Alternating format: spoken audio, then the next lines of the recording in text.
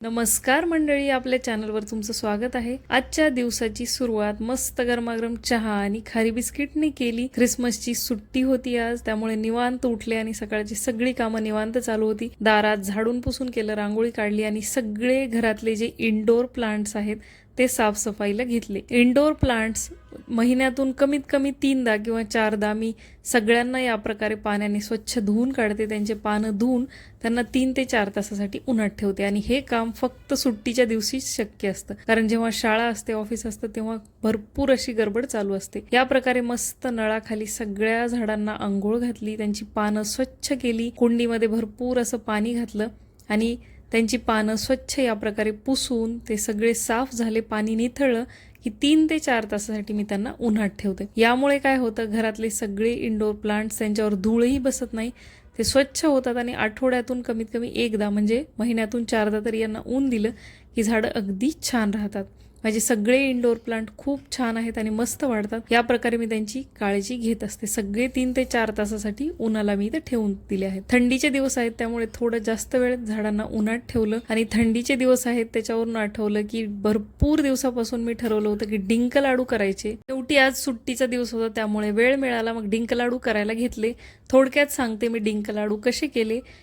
घरातली कुठली एक मेजरिंग कप किंवा वाटी घ्यायची, एक मी कप घेते, म्हणजे सगळे मेजरमेंट मला जे घ्यायचेत ना ते प्रमाणात होतात आणि योग्य प्रमाणात लाडू बनतात।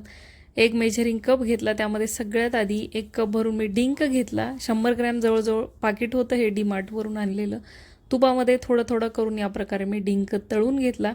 डिंक मला कच्चा आवडत नाही, तळलेला डिंक अगदी कुरकुरीत होतो आणि हा मध्ये घातल्यानंतर लक्षात सुद्धा येत नाही, त्यामुळे मी नेहमी डिंक तुपात तळूनच घालते। डिंक तळून घेतला, त्यानंतर त्याच वाटीने किंवा कपाने काजू, बदाम हे दोन्ही छान वाटी भरून घेतले होते। थोडेसे मॉइस्ट झाल्यासारखे मला वाटत होते, त्यामुळे काजू आणि बदाम दोन्हीही मी भाजून घेतले आणि हे सगळे जिन्नस भाजून घेतल्यानंतर बाजूला थंड व्हायला ठेवले। भाजून म्हणजे एक 3 ते 4 मिनिटासाठी गरम कढईत मी ह्यांना रोस्ट करून घेतलं। आपण आपल्याला हवं तशा प्रमाणामध्ये काजू बदामचं प्रमाण कमी जास्त करू शकता। थंडीच्या दिवसात काजू बदाम जास्त खा म्हणतात, त्यामुळे मी बदाम थोडेसे जास्त घातलेले आहेत। बदाम भाजल्यानंतर त्यामध्ये मी थोड्याशा टरबूजाच्या बियासुद्धा भाजल्या माझ्याकडे आहेत आणि दरवर्षी मी घालते। सूर्यफुलाच्या बियासुद्धा कधी कधी असल्या तर मी घालते। यामुळे काय होतं, सगळे ड्रायफ्रूट एकाच लाडूतून आपल्या पोटाला जातात आणि अगदी पौष्टिक हे लाडू बनवून तयार होतात। त्यानंतर थोडेसे मखाने घरात होते, ते सुद्धा मी भाजून घेतले। जवळजवळ 2 वाट्या हे मखाने होते, ते मी भाजून घेतलेले आहेत।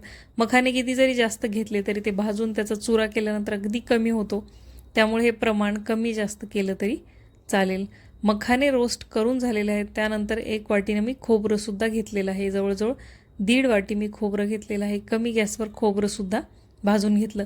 खारकीची पूड बरेच जण यामध्ये घालतात डिंक लाडूमध्ये, जिची चव खूप छान लागते, पण मला काही व्यवस्थित खारीक मिळाली नाही। काळी खारीक आमच्याकडे मोस्टली डिंक लाडूमध्ये घातली जाते, ज्यामुळे रक्त वाढण्यास मदत होते, पण साधी खारीक होती आणि तीही व्यवस्थित नव्हती, त्यामुळे मी खारीक घातलीच नाही आणि गुळामध्ये हे लाडू केले, जेणेकरून साखरेचं प्रमाण जास्त पोटात जाणार नाही।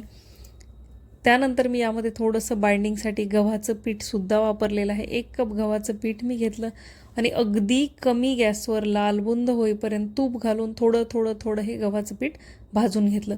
गव्हाच्या पिठामुळे या लाडूची चवही छान लागते आणि बाइंडिंगही खूप मस्त येते। आपल्याला खूप जास्त प्रमाणात तुपाचा वापर करायची गरज पडत नाही किंवा सोबतच आपल्याला गूळसुद्धा खूप जास्त घालायची गरज पडत नाही, पण पीठ मात्र आपल्याला लक्ष देऊन भाजावं लागतं, कमी गॅसवर अगदी रगडून रगडून। भाजलेलं पीठ मी एका मोठ्या ताटात घेतलं थंड करायला आणि त्यानंतर आपला हा जो डिंक आहे आपण तळून घेतलेला तो सुद्धा थंड झाला होता। मग मिक्सरच्या भांड्यामध्ये डिंक, ड्रायफ्रूट, मखाना, खोबरं या सगळ्यांची जशी जमेल तशी त्यांच्या टेक्स्चरनुसार मी पावडर करून घेतली। सगळ्यात पहिल्यांदा डिंक फिरवून घेतला, ड्रायफ्रूट फिरवून घेतले आणि मखाना जो आहे तो वेगळा रोस्ट करून घेतला।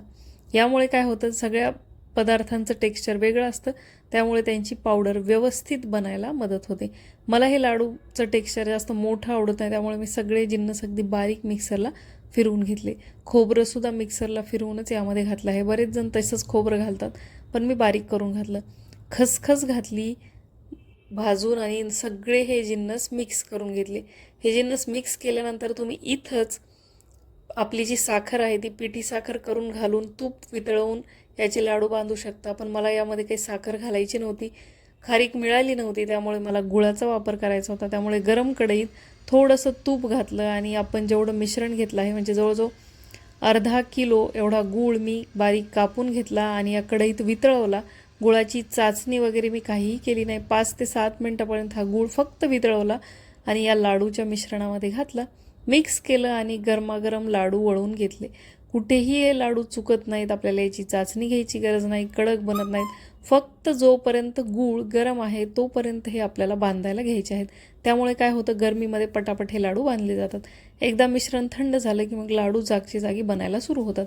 असं जर झालं तुम्ही लाडू बनवताना तर आणखी एकदा ताटातलं जे मिश्रण आहे ते गरम करून घ्यायचं आणि पुन्हा लाडू वळून घ्यायचे. पण या लाडूंची चव अगदी अप्रतिम लागते. तुम्ही कोणत्या पद्धतीनं लाडू बनवतात डिंकाचे लाडू हे मला कमेंट्स करून नक्की सांगा. तुमचे बनवून झाले का बनवायचे राहिले आहेत? माझ्यासारखंच करीन म्हणत म्हणत तुम्हालाही लेट झाला आहे हे मला कमेंट्समध्ये नक्की सांगा.